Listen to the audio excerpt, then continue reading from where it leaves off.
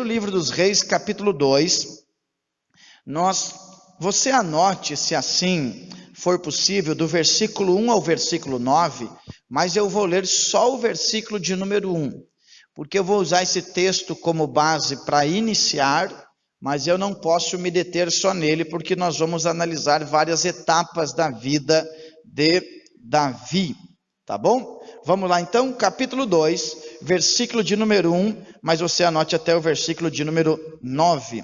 Diz assim: e aproximaram-se os dias da morte de Davi, e deu ele conselhos a Salomão, seu filho, dizendo...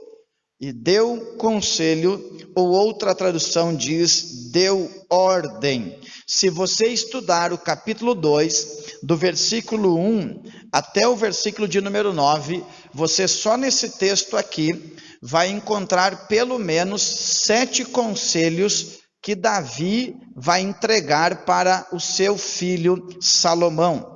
E é tão importante esse texto porque os homens... eles não deveriam ser julgados por aquilo que falam no início da caminhada, mas pelas suas últimas palavras. As últimas palavras, elas são carregadas de maturidade, de uma percepção do ambiente. Então eu creio que as últimas palavras de um homem e de uma mulher são mais importantes do que as primeiras palavras, as primeiras instruções. Quando eu inicio, eu posso falar com muita emoção, com muita firmeza, mas sem conhecimento. Quando eu estou terminando os meus dias, tudo que eu falo, eu trago experiências, analiso os meus acertos e também os meus erros. E é neste aspecto que nós vamos ver o que o rei Davi tem para nos ensinar. E eu escrevi assim: por mais que o nosso interior rejeite instruções, devemos com esforço e humildade ouvir os conselhos e inclinar todos os nossos esforços para cumpri-los. Então, por mais que o nosso interior ele rejeite os conselhos, eu não sei se aconteceu com você, quando alguém vai lhe instruir, você dentro do seu coração ou no estômago acontece um negócio que você acaba repelindo aquele conselho. Isso se dá potencialmente quando você não reconhece o conselheiro como uma autoridade. Quando você menospreza quem está lhe falando, o que é dito não surge efeito. Geralmente, aquele que nós tratamos como pé de igualdade, o nosso coração subjetivamente rejeita como instrução para nós. Nós só gostamos de ouvir quem está muito acima de nós, ainda que assim não seja, mas na nossa mente nós criamos esta ideia.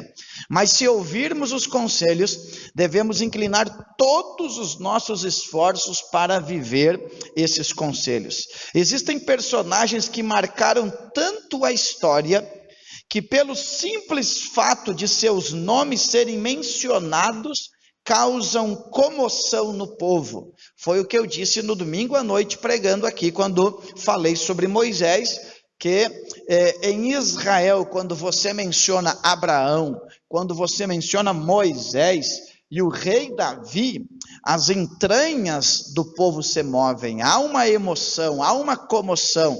Vocês sabem que historicamente, nós os brasileiros, nós somos assim, nós não somos especialistas em honrar heróis. Nós, se for falar com nossas crianças ou conosco mesmo aqui, nós teríamos dificuldades de mencionar 3 ou 4 heróis da nação brasileira, porque a nossa cultura não é, nós não honramos heróis, é por isso que quem sabe nós não criamos referências, e os referenciais que nós temos é só misericórdia. Quando você começa a ir pelo Uruguai, que é o país vizinho, em cada praça você vê a estátua de um homem que representa uma parte da história, uma contribuição para a construção da nação, coisas que para nós é estranho. Porque o brasileiro, ele tem o sonho, e não estou generalizando, de ter uma marca norte-americana. Nós queremos ser de fato americanos. Tudo que vem de lá, nem que for aprovado no trono do inferno, mas se vem para nós parece interessante, parece diferente, porque nos falta esta visão. Já lá em Israel, se mencionar Davi, os rabinos vão ter uma comoção. Então nós vamos observar aqui, as últimas palavras do rei revelam muito sobre seu coração e a preocupação que tem em deixar conselhos precisos para o seu filho, que viria desafios para enfrentar. Mas quais os conselhos que o rei poderia deixar para nós? Aqui ele fala para o seu filho: seja homem, tome postura. Mas se hoje nós pudéssemos trazer esse herói das batalhas, este homem que fez os termos de Israel crescer, este homem que guerreou tanto que Deus disse que as mãos dele tinham marcas de sangue. Este homem, ele foi tão importante que Salomão veio depois, mas teve paz e tranquilidade porque os inimigos já haviam sido destruídos. Este homem que quis servir a Deus, o que ele poderia dizer para nós hoje? E eu separei pelo menos 5 conselhos que nós deveríamos aprender com o rei Davi. E o primeiro conselho que ele poderia me dar hoje é este: aproveite o tempo do treinamento. Aproveite o tempo do treinamento. Vocês sabem que Davi teve unção profética, teve unção real, foi habilidoso na batalha, conseguiu ensinar exércitos, mas nem sempre foi assim. Houve um período de esconderijo, houve um período de sombra, houve um período de esquecimento, mas Davi aprendeu a usar este período como o período do seu treinamento. E eu devo aprender que a vida é uma escola e devemos perceber as circunstâncias que nos trazem ensinamentos. Eu vou citar vários textos e vocês anotem aí. Anote 1 Samuel capítulo 16, versículo de número 11. Olha o que diz: disse mais Samuel a Jessé: acabaram-se os moços? E disse: ainda falta o menor. E onde é que ele está? Que está apacentando as ovelhas. Olha essa expressão: apacentando as ovelhas. Disse, pois, Samuel a Jessé: manda chamá-lo, porquanto não nos assentaremos até que ele venha aqui. Ser pastor hoje em alguns lugares da sociedade é honra. Tem cidades que o pastor manda mais que o prefeito, mas não é assim na cultura hebreia, judaica.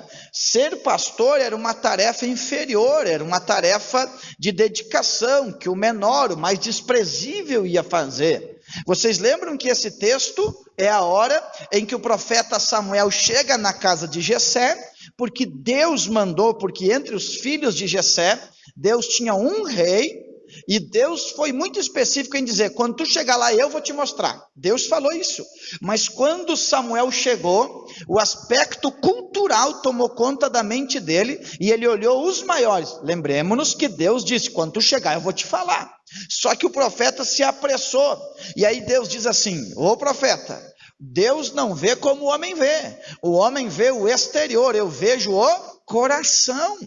Então, enquanto todo mundo pode se assentar à mesa, onde é que está Davi?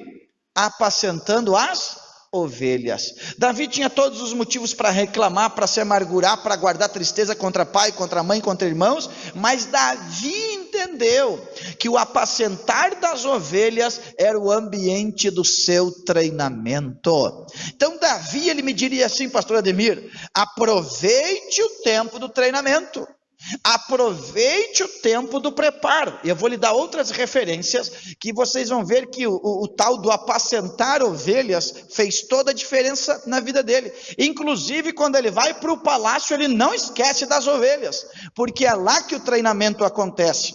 Anote 1 Samuel, capítulo 16, versículo de número 19. Olha o que disse: E Saul enviou mensageiros a Jessé, dizendo: envia-me Davi, teu filho, o que está com as ovelhas. Quem sabe Davi teve momentos de solidão, mas olhe para mim, lá no palácio já sabia o endereço para encontrar Davi. Davi, ele estava com as ovelhas. Davi estava no ambiente do preparo. Gente, pegue os homens de Deus da Bíblia e tire da biografia deles as cavernas, os desertos, as covas, as cisternas e a fornalha. Que biografia haverá? Os homens extraordinários foram forjados nos lugares inóspitos, lugares do preparo. O problema é que nós amamos o resultado e odiamos o período do preparo. E Davi chegaria aqui e diria: meu filho, não tenha pressa de entrar em cena, mas fique no esconderijo sendo preparado. Anote mais uma aí. 1 Samuel 17:15, olha que texto que diz. Porque agora Saul chama Davi, Saul menciona, pode chamar Davi. Qual que é o Davi? É aquele que continua com as ovelhas, é o que não abandonou o lugar do preparo, é aquele que não se preocupou quem sentou na mesa, quem sentou na ponta, sentou do lado de Jessé. Ele entendeu que as ovelhas fariam a diferença na vida dele. Alguém está entendendo isso aí? Na teoria, nossa mente absorve bem legal, Miriam, mas na prática, a gente está lá nas ovelhas, não importa o que está acontecendo, mas está de olho na porta da casa aberta, vendo quem se assentou na mesa, dizendo: eu deveria estar lá. Eu vou dizer uma coisa para vocês com experiência própria: não basta chegar, tem que chegar na hora que Deus quer que você chegue e estar preparado para aquilo ali. Eu vi muita gente assumir igreja nesse último período, mas nem todos aguentaram, porque não basta chegar, tem que chegar na hora certa e no preparo. Olha o que diz 1 Samuel 17:15. Davi, olha o que acontecia quando Davi já foi para o palácio. Davi, porém, ia e voltava de Saul para apacentar as ovelhas de seu pai em Belém. Irmãos, ele foi para o palácio.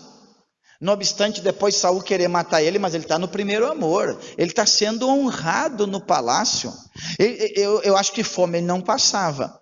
Mas ele não se iludiu com o palácio, porque ele entendeu que faltava ainda umas matérias para ele cumprir na escola de Deus. E onde é que era? Lá atrás da malhada das ovelhas. Eita!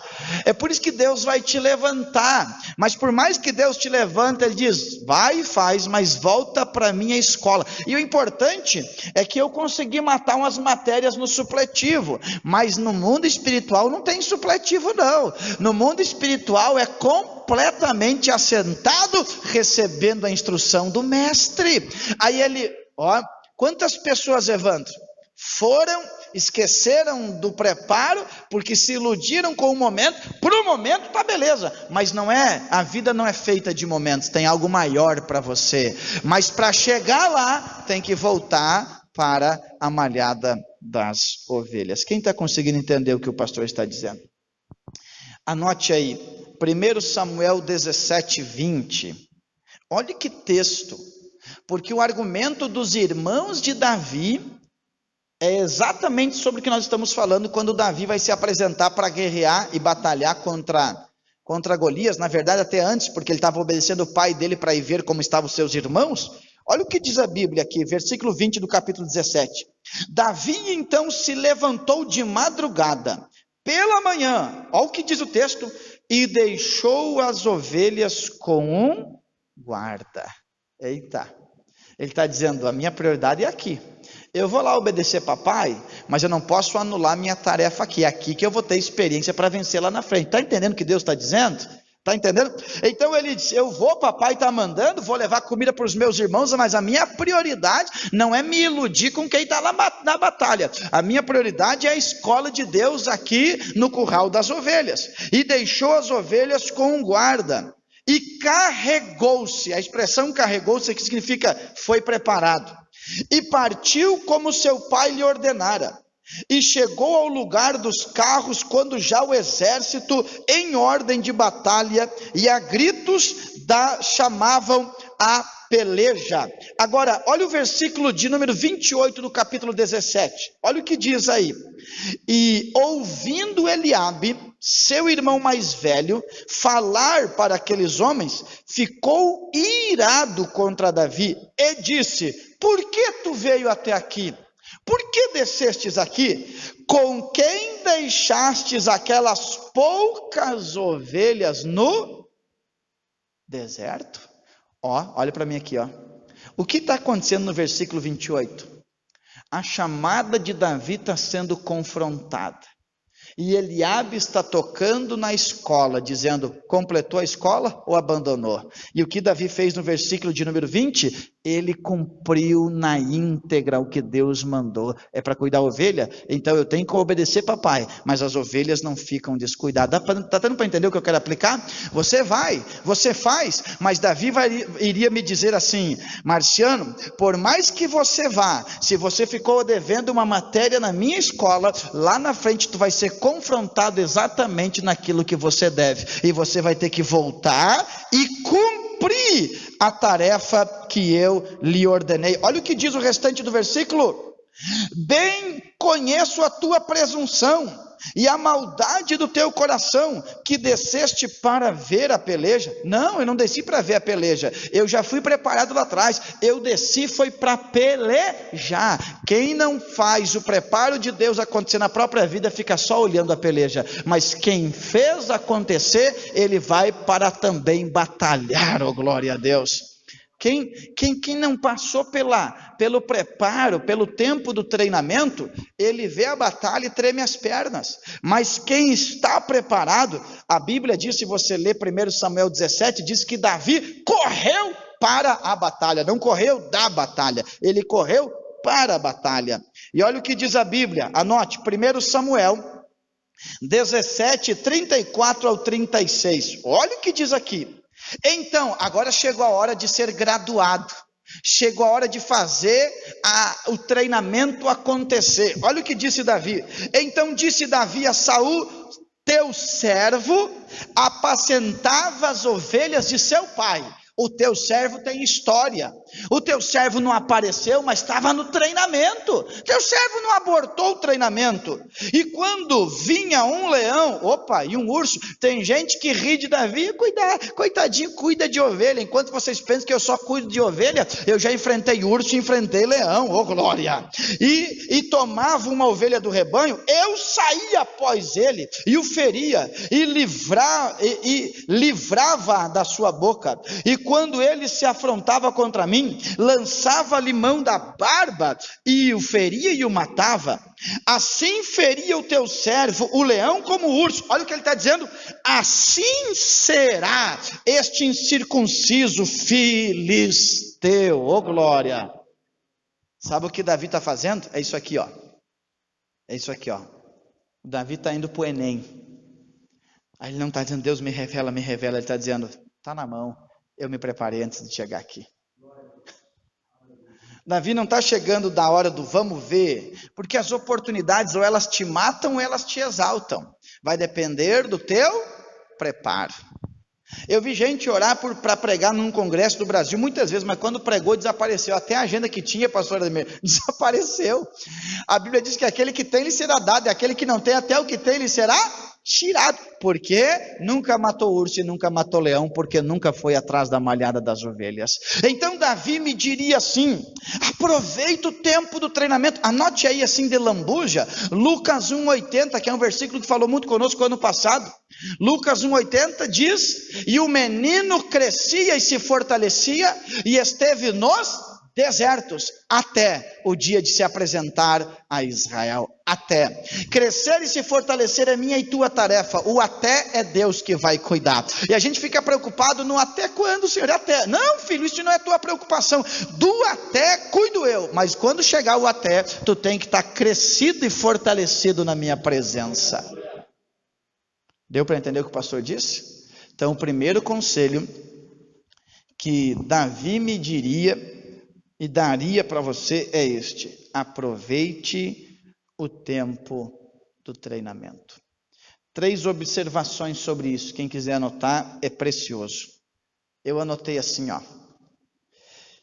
Quem sua no treinamento não sangra na guerra. Tem que suar no treinamento. Os melhores esportistas na área deles são os que levantam mais cedo e treinam mais. Quando eu estiver transpirando, suando no treinamento, é uma grande possibilidade de eu não sangrar na guerra. Só que as pessoas literalmente ignoram o período do preparo, porque nós somos a geração Me Ensine hoje, em 3 minutos está preparado, e a gente vai, e a gente quer. Eu queria dizer para vocês, e dizer diante do Deus que escolheu cada um de nós, que eu conheço as minhas limitações. E eu conheço que eu não tenho o direito de ter grandes pretensões se eu não tenho o direito de ter grandes pretensões se eu não tenho a coragem também de passar por grandes processos. O processo determina, a intensidade do processo determina o tão longe que eu posso chegar naquilo que Deus tem para a minha vida. Então nós vamos transpirar, suar no treinamento para não sangrar na guerra. Segunda observação que eu anotei sobre isso é este: o tempo afiando o machado não é tempo perdido. O tempo afiando o machado não é tempo perdido. É aquela história daquele campeonato de lenhadores que tinham muitas árvores pela frente para cortar, em que os dois saíram, e quando um saiu correndo para encontrar a primeira árvore, o outro ficou assentado. E todo mundo achou que ele era louco, porque ele se assentou, encurvou as pernas e começou a afiar o machado, e afiar o machado, e afiar o machado. E se vocês lerem Eclesiastes 10, diz que se o machado não tem fio, tem que dobrar a força e machuca quem usa. Já pegou um machado sem fio? Você bate e machuca, sei lá o que acontece, os músculos ficam doendo e não corta, só machuca. Aí o camarada ficou só afiando o machado. Quando ele se levantou para derrubar as árvores mesmo. Então Deus está dizendo para nós, o tempo gasto afiando o machado não é tempo perdido. A gente tem uma mentalidade, até quando? Irmãos, eu tenho uma visão assim, ó. Jesus ficou 30 anos no preparo, mas os 3 anos e pouquinho que ele surgiu, até hoje a diferença é sentida entre nós. Se é para nós ficarmos escondidos 70 anos, e os últimos 10 anos da vida aparecer, serão 10 anos que vão valer pelos 70 anos. Deus está afiando você, quem recebe esta palavra. E a terceira observação é que o preparo alivia o sofrimento. O preparo alivia o sofrimento. Eu tenho uma frase que eu digo assim, ó: sim ou sim, Deus vai te enviar, mas se estiver preparado, sofre menos. Sim ou sim. Eu sou uma flecha, tu é uma flecha, nós não somos bumerangues, que vamos e voltamos. Não, nós vamos, é daqui para frente. Só que se nós estivermos preparados, a gente sofre menos. Existem lágrimas inevitáveis, mas existem outras que dá para evitar, e eu quero chorar somente as lágrimas inevitáveis. As que se podem evitar, eu vou evitar, porque eu estou no treinamento de Deus. Deu para entender esse primeiro conselho?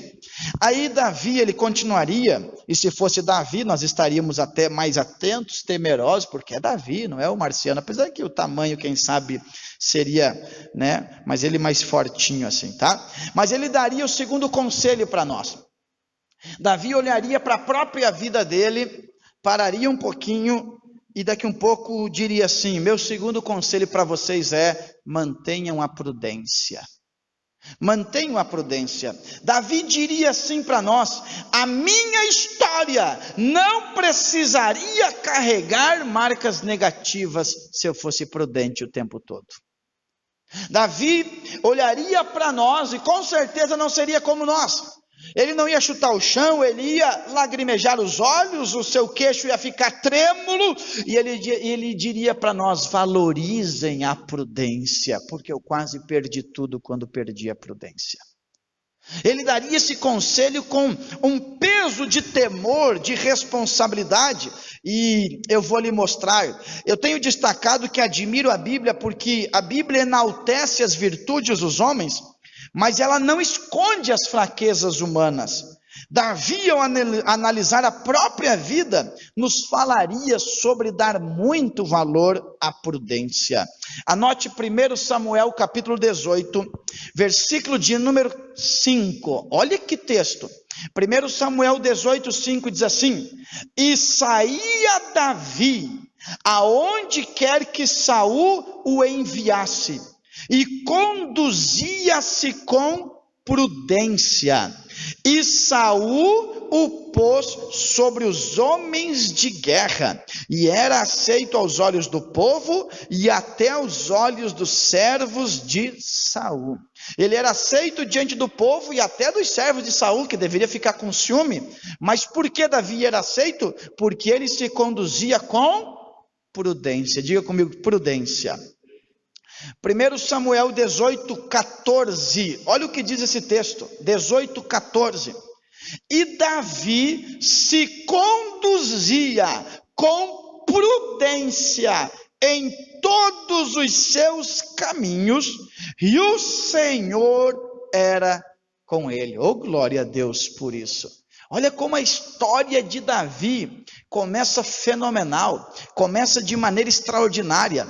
Davi vai, vem, cuida das ovelhas, está se envolvendo, vence o gigante, cuida do coração, ele está indo bem. 1 Samuel 18:30 diz assim, 18:30, e saindo os príncipes dos filisteus para a campanha, sucedia que Davi, olha o que diz, se conduzia com mais êxito do que todos os servos de Saul, portanto seu nome era muito estimado. Olha a construção da vida de Davi.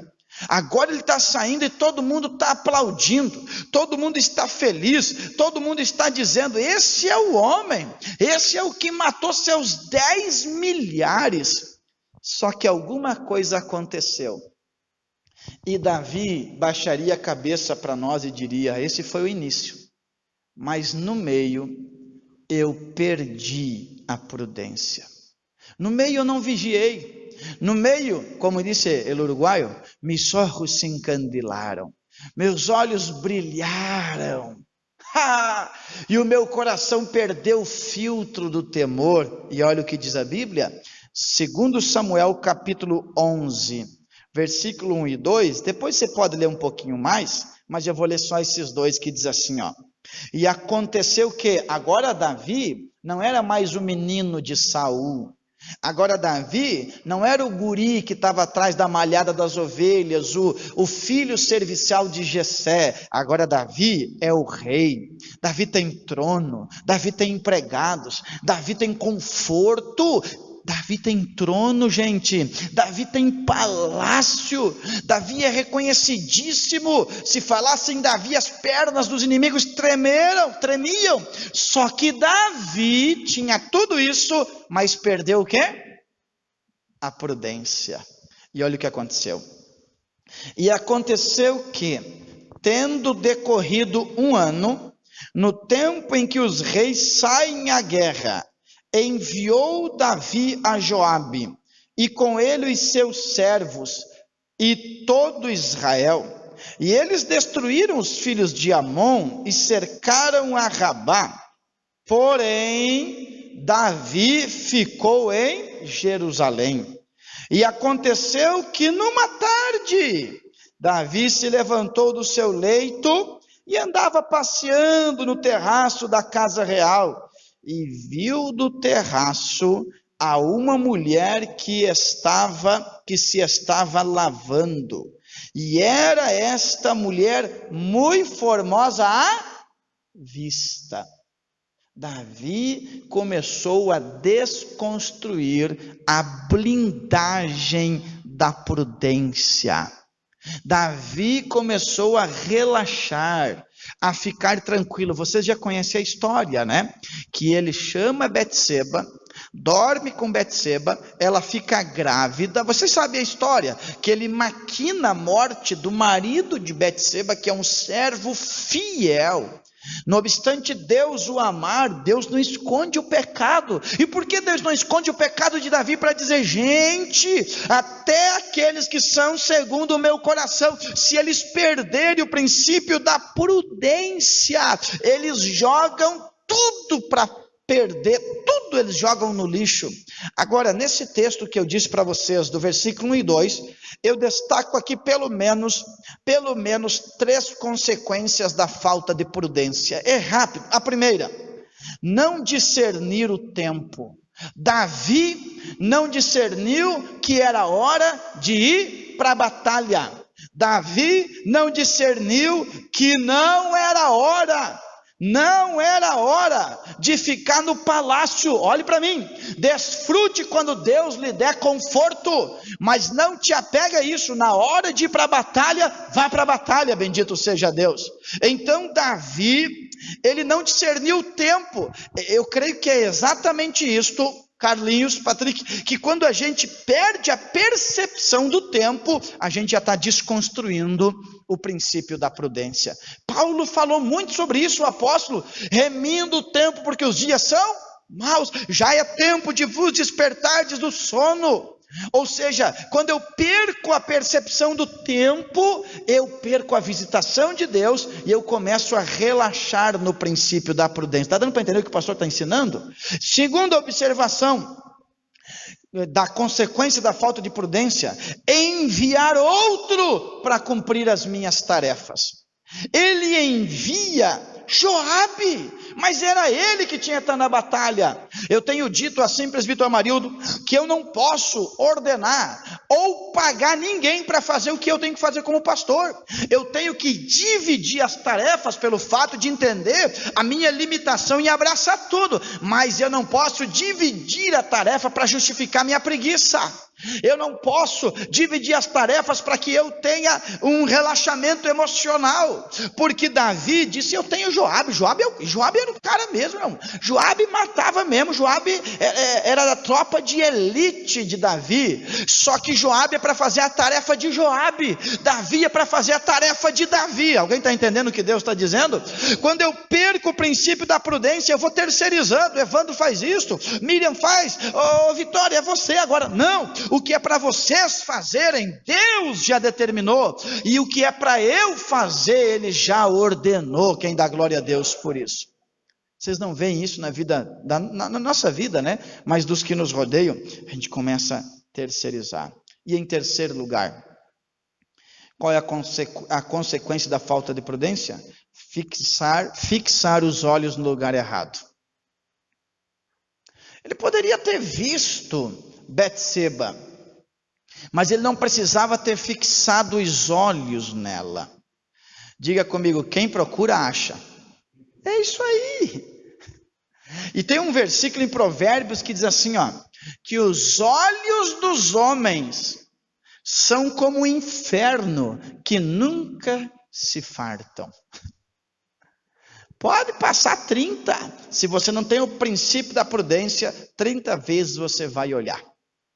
Então Davi, ele está nos dando estas observações, e se Davi fosse concluir a ideia de manter a prudência, ele ia dizer, tire os olhos de onde pode lhe derrubar e lhe arruinar. Eu anotei aqui 4 observações dentro desse ponto, porque é um estudo. Eu anotei assim, Davi abandonou a prudência e agiu de maneira desastrosa. Que Davi arruinou ele mesmo. Davi arruinou ele mesmo. Segundo, Davi venceu os inimigos externos, mas ignorou os internos. Davi venceu os povos ao redor de seu território, mas não venceu os inimigos que foram semeados no próprio coração. E deixa eu dizer uma coisa para vocês, o conforto e o relaxamento revelam o que de fato está no meu coração. É por isso que eu quero dar um glória a Deus, porque o meu Deus é general de guerra, e como Ele é general, eu sou soldado, e como eu sou soldado, eu estou debaixo da ordem de comando, porque se Ele parar de mandar, eu já não presto mais para nada. Ô Bruno, se parar de mandar, a gente, por quê? O conforto dá oportunidade para revelar as sementinhas que estão lá dentro. Então Davi venceu os inimigos externos, mas ignorou os inimigos internos. Terceira observação sobre isso: é melhor morrer guerreando as guerras do Senhor do que morrer pelas obras da carne. É melhor morrer guerreando as guerras do Senhor, jejum, oração, enfrentando o inimigo, firmando o pé, dizendo eu faço parte do povo de Deus, aqui eu não saio daqui, ninguém me tira, do que eu morrer pelas obras da carne. Seria isso. Você poderia anotar de novo se quisesse: aqueles que suam no treino não sangram na guerra. Mas é isso que Davi me diria. Agora, porque o horário já foi embora, terceiro conselho que Davi daria para cada um de nós aqui, e nós deveríamos aprender muito, é: respeite os ungidos. Irmãos, nenhum de nós poderia, ou quase nenhum de nós, comparar as nossas lutas ministeriais com as guerras que Davi enfrentou. Porque aquele mesmo que acolheu a Davi tentou matá-lo com uma lança. Gente, Davi aprendeu, né? Eu acho que é ali que ele saiu pentecostal, como eu disse da outra vez. Ele aprendeu a desviar das lanças. Então quando eu vejo um crente assim, eu digo, deve ser uma lança que o inimigo está lançando, e ele está só na... Davi aprendeu a desviar de lanças, mas Davi, ele respeitou, ele honrou o ungido de Deus. Quer ver? Anote 1 Samuel capítulo 18, versículos 9 ao 12. 1 Samuel capítulo 18, versículos 9 ao 12, diz assim: e desde aquele dia em diante, que dia? O dia que todo mundo começou a clamar: Saul matou seus milhares, mas Davi matou seus 10 milhares. Duas observações aqui. A primeira é que o povo está usando uma linguagem chamada hipérbole. É exagero, que Davi não matou 10 milhares, ele matou o gigante. Claro que a vitória seria grande. Mas a primeira lição é esta: não te iluda com a linguagem do povo, o povo é exagerado mesmo. E a segunda é: não diminua a tua vitória faz toda a diferença, mas não se iluda com a linguagem do povo. Pastor Marciano, você é o cara. Às vezes eu vejo alguém dizer assim para mim: aqui no meu campo tinha que ser o senhor. Eu digo, e se eu venho daqui 3 meses, estraga tudo. Porque a gente de anjo para virar diabo é muito rápido, gente, é muito rápido. Mas olha o que diz: e desde aquele dia em diante Saul tinha Davi em suspeita. E aconteceu no outro dia que o mau espírito da parte de Deus se apoderou de Saul e profetizava no meio da casa. Viu que é o mau espírito que fez ele profetizar. E Davi tocava a harpa com a sua mão, como nos outros dias. Saul, porém, tinha na mão uma lança. E Saul atirou com a lança, dizendo: encravarei Davi na parede. Porém, Davi se desviou dele por 2 vezes. E temia Saul a Davi, porque o Senhor era com ele e se tinha retirado do próprio Saul. Reconstrói. Se eu não te abraço, se o irmão não te cumprimenta, ou o irmão coloca uma palavra que acontece, nós às vezes erramos aí um com o outro, mal expressada, a gente já tem vontade de que morra de uma vez, que Jesus leve, sei lá, quando a gente deseja o mal com o bem, Jesus leva de uma vez, né? Que é o mal, mas com o bem, né? Eu não quero mais ver ele, mas que seja para ti, Senhor. Só que Davi, ele não recebeu uma palavra contrária, foi uma lança jogada, com o intuito de encravá-lo na parede. Davi tem motivos legais, motivos humanos, para cortar o pescoço de Saul, mas Davi sabia respeitar os ungidos. 1 Samuel capítulo 24, versículo 4 ao 7 diz assim: 1 Samuel 24, versículos 4 ao 7 diz assim: então os homens de Davi lhe disseram: eis aqui o dia do qual o Senhor te diz: eis que te dou o teu inimigo nas tuas mãos. Quem está falando, é Deus ou os amigos de Davi? Os amigos. Cuidado com o que os outros te falam. Nem sempre o que os outros te falam é Deus confirmando. E far-lhe-ás como te parecer bem aos teus olhos. E levantou-se Davi e mansamente, como é que foi? Mansamente cortou a orla do manto de Saul. Sucedeu, porém, que depois o coração de Davi doeu por ter cortado a orla do manto de Saul, e disse aos seus homens: o Senhor me guarde de que faça tal coisa ao meu senhor, ao ungido do Senhor, estendendo a minha mão contra ele, pois é ungido do... Saul estava meio desviado ou não estava? Estava. Saul queria matar ou não queria Davi? Queria. Os amigos de Davi estavam ou não estavam instigando ele para matar a Saul? Estava.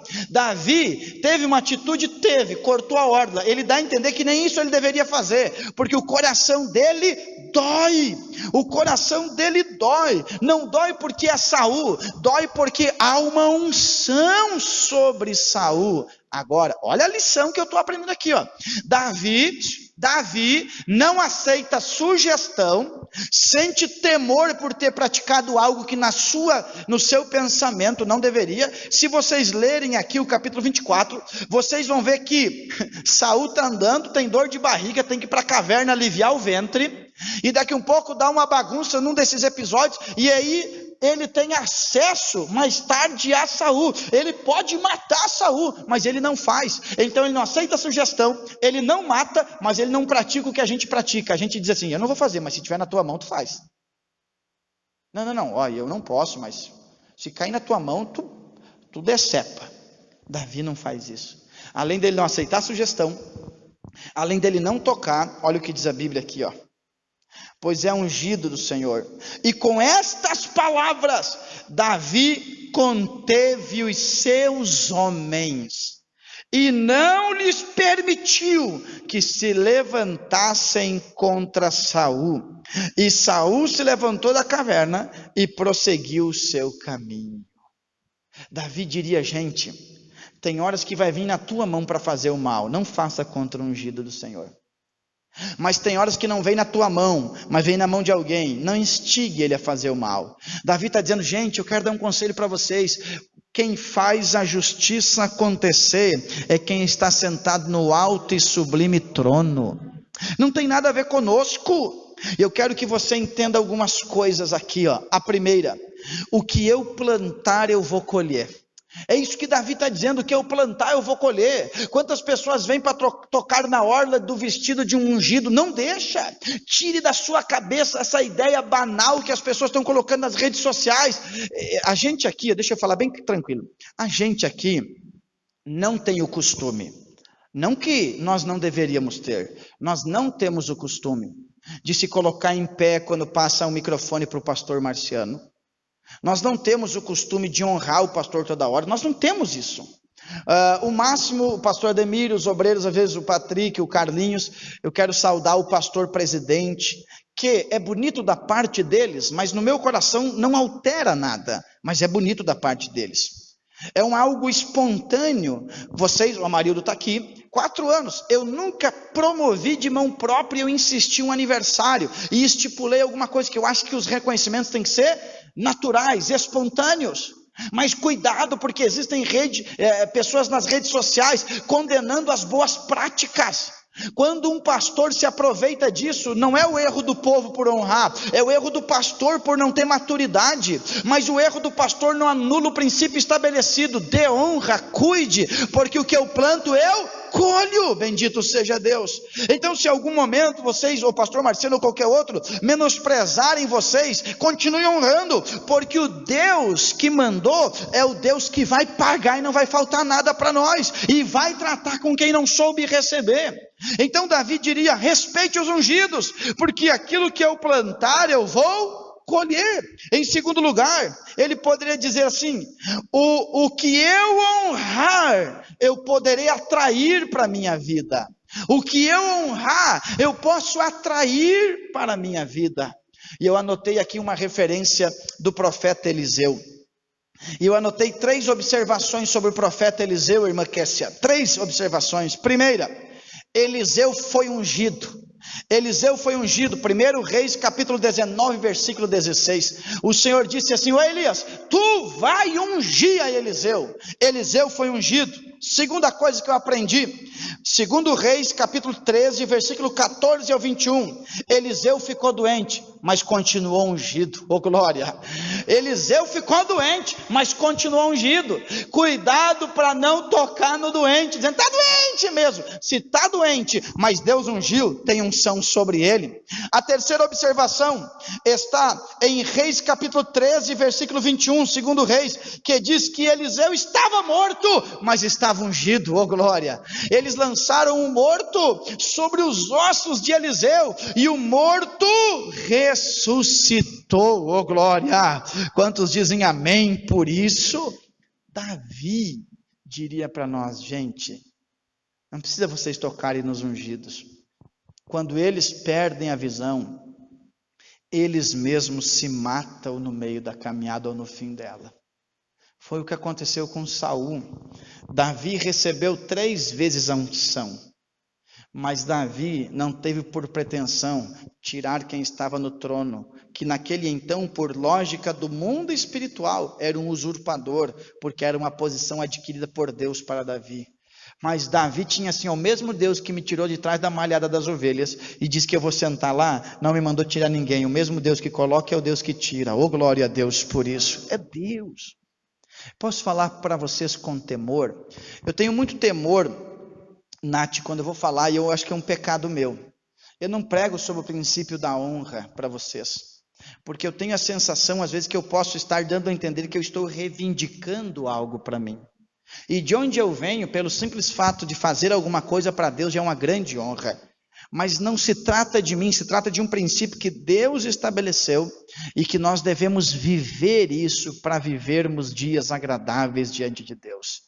Então não importa se está doente, mas se recebeu a unção, não importa se está morto, mas se recebeu a unção, vamos respeitar aquilo que Deus depositou sobre tal pessoa.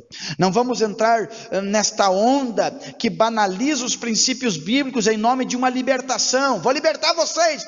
É isso que Datã, Coré e Abirão tentaram argumentar em Números 16. Quem é Moisés? Deus só fala com ele ou fala com nós? Ele quer ser Senhor de vocês. Cuidado com esses movimentos espúrios que em nome de uma libertação estão anulando princípios que Deus estabeleceu. Todas as pessoas que são contra pastores ou igrejas, eles logo agridem o princípio da liderança. Logo, pode só ler a postagem, porque líderes assim, é porque o argumento pode ser, o sentimento de libertar alguém pode ser verdadeiro, mas o momento em que eu faço algo sem a aprovação de Deus, eu trago sobre mim a maldição. E não adianta, eu posso franzir a testa, eu posso falar com convicção, eu posso arrastar 250 comigo, como Datã, Coré e Abirão arrastaram, mas no fim a terra se abre e os rebeldes são tragados por ela. Aí Davi, ele ia olhar para o relógio, ele ia ver que já são 8:55, e ele ia dizer: eu tenho só, como é que dizia o Guilherme, mais alguns conselhinhos, mas eu não vou longe. Davi diria, ele daria o 4º conselho para nós. Qual é? Aprenda a se reinventar. Aprenda a se reinventar. Davi ia dizer para vocês lerem a minha história: vocês não podem saltar etapas. Vocês vão me ver no palácio, mas lembrem-se que eu estive atrás da malhada das ovelhas. Lembrem-se que eu passei pela caverna de Adulão, e inclusive eu estive em Ziclag, quando tudo foi queimado e o povo queria me apedrejar. Ele estaria dizendo: eu tive motivos para desanimar, mas eu aprendi a me reinventar. Anote aí, 1 Samuel capítulo 22, versículo 1 e 2 diz assim: então Davi se retirou dali e escapou para a caverna de Adulão, e ouviram os seus irmãos e toda a casa de seu pai, e desceram ali para ter com ele. E ajuntou-se a ele todo homem que se achava em aperto, e todo homem endividado, e todo homem de espírito desgostoso. E ele se fez capitão deles, e eram com eles uns 400 homens. Gente, um homem também fugitivo em uma caverna, bota caverna nisso aí, né? 400 homens, e ele se provê do sentimento de exclusão, sentimento excludente, sentimento ruim, e diz: vamos potencializar isso e nos capacitar para a batalha. Davi está dizendo: se a vida te cercar de vilões, transforme-os em um grande exército para a glória de Deus. Davi diria: gente, se a vida lhe jogar numa caverna, transforme a caverna no QG, no quartel general da nova etapa da sua vida. Mas muitos de nós entraríamos nesse lugar chamado caverna de Adulão, nos enclausuraríamos no lugar mais frio da caverna, colocaria o rosto sobre os joelhos e ficaria lamentando: eu estive no palácio, eu só fiz o bem. Davi: não, eu não vou morrer aqui, não foi o que Deus me falou que tem algo mais, isso aqui é só etapa na minha vida. Anote 1 Samuel capítulo 30, versículo do 1 ao 6, eu não vou ler todo, mas Davi vai para a batalha, e quando eles voltam, a cidade de Ziclag está queimada a fogo, e todo mundo está falando que vai apedrejar Davi, mas o versículo de número 6 diz assim: e Davi muito se angustiou, porque o povo falava de apedrejá-lo, porque a alma de todo o povo estava em amargura, cada um porque perdeu seus filhos e filhas. Todavia, Davi se fortaleceu no Senhor seu Deus. Oh glória! Davi ia dizer: aprenda a se reinventar, quando todo mundo chorar, porque o inimigo levou mulher e criança, use essa tristeza, converta ela em ira, em raiva, e potencializa ela em força, para sair da tristeza, encarar o inimigo e recuperar aquilo que você perdeu. Quem recebe esta palavra aqui, oh glória! Então, quando Davi, ele nos daria esse quarto conselho sobre aprenda a se reinventar, ele pontuaria pelo menos 3 coisas. A primeira é esta: use os escombros como material de reconstrução. Use os escombros como material de reconstrução. Se quiser, anote aí Neemias 4:2. Use. Alguém olhou para Neemias e disse assim: irmão Elo, vocês viram que as pedras foram queimadas? Vocês vão ressuscitar uma cidade de pedras queimadas? Pedra queimada perde o brilho, mas não perde a força. Oh glória!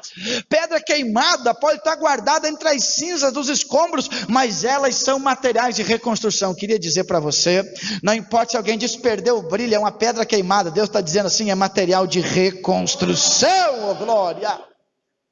Então Davi também diria isso. Em segundo lugar, Davi diria para nós assim, dentro dessa ideia de aprenda a se reinventar: dentro da crise já estão os elementos necessários para vencer. Dentro da crise ou das crises já estão os elementos necessários. Anote Ezequiel 37, lembra? Ezequiel: vale de ossos? Ossos sequíssimos, sim. Poderão reviver esses ossos? Tu sabe. Ezequiel, o negócio não está no céu, está contigo. Abre a boca e profetiza. Então eu profetizei e disse: ó vento dos 4 cantos, vem e sopra, e um exército se levantou. Deus está dizendo: a minha parte do mistério eu faço, a tua que é prática, abre a boca e profetiza, faz, que o resto sou eu que vou fazer. Oh glória! Tu está dentro da crise, se reinvente, dentro dela já está o que você precisa. Se você lê Gênesis 21 versículo 9, diz que Agar está no deserto, mas Deus abre os olhos e ela vê uma fonte de água.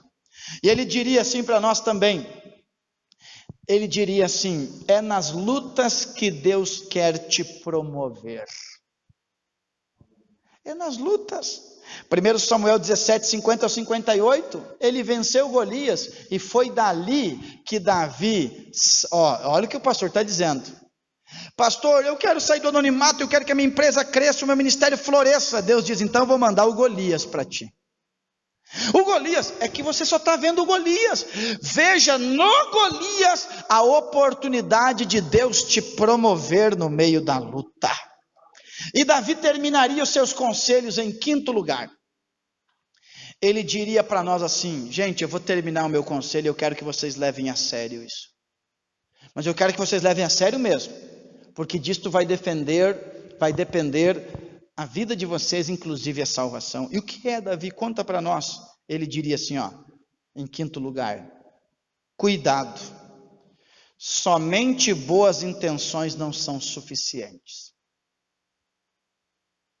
Davi diria assim, ó, cuidado, somente boas intenções não são suficientes. Coloque 2 Samuel, capítulo 6, versículo 2 ao 9. Todos vocês conhecem o texto, que Davi, ele quer trazer a arca de Deus perto dele. Vocês lembram que eles pegam um carro novo, e os bois vão indo. A Bíblia diz que um dos bois tropeça, a arca vai cair, e ali estão 2 obreiros ao redor, está Aiô e Uzá, só que Uzá, com a boa intenção, ele vai segurar a arca, e o texto diz, e Deus o matou por esta irreverência. 2 observações. Primeira, é má a intenção de Davi trazer a arca para perto dele? Não. Só que não era em boi, não era em carros novos ou bois, eram os levitas que deveriam trazer a arca. Era errado usar, não querer deixar aquela caixa revestida de ouro cair no chão, não. Mas o que começa mal tem o perigo de terminar mal. Então as boas intenções não são necessárias.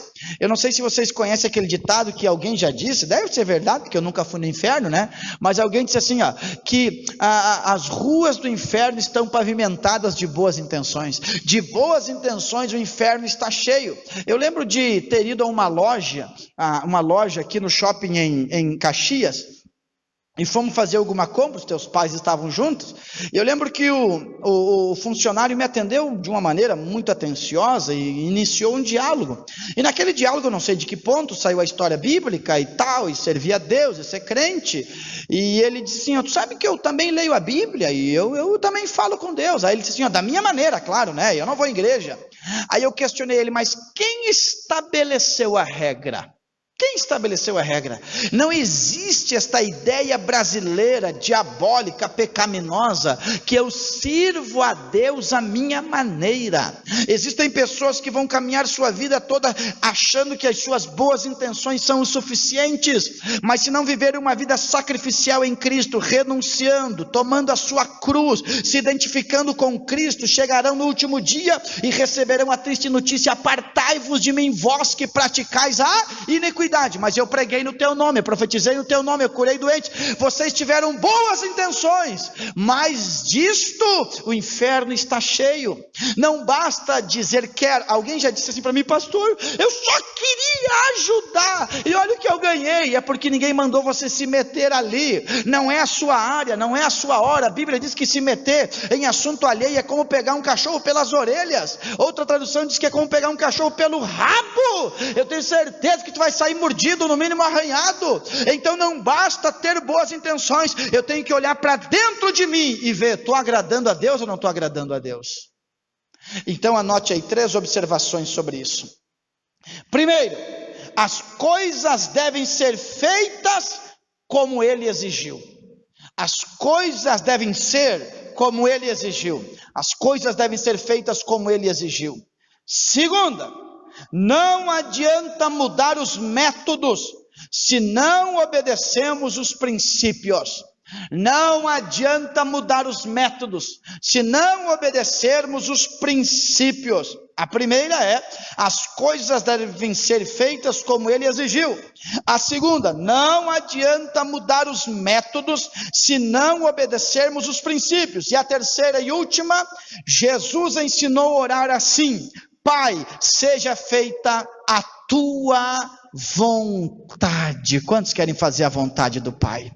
Então Davi terminaria dizendo, gente, procuremos com diligência a cumprir o que Deus nos mandou fazer. É muito fácil ser enganado pelo próprio coração. As motivações, principalmente as boas, parecem ser divinas, mas nem sempre são divinas. Nos coloquemos em pés em nome de Jesus. Às vezes as motivações parecem ser divinas, mas nem sempre são divinas. E eu queria animar você a analisar o estudo da terça-feira passada, a analisar esse estudo e dizer, Deus, eu quero viver isto, eu quero aprender. E para terça-feira que vem, se Deus permitir, nós vamos ouvir a história bíblica e os conselhos de alguém da Bíblia, de outro sábio, que pode nos ensinar com os acertos e os erros. Mas hoje o Senhor, Ele nos deu esses 5 conselhos aqui, e eu vou repeti-los. O primeiro é: aproveite o tempo de treinamento. O segundo é: mantenha a prudência. O terceiro: respeite os ungidos. O quarto: aprenda a se reinventar. E o quinto: cuidado, somente boas intenções não são o suficiente. Feche os teus olhos agora. Senhor, nós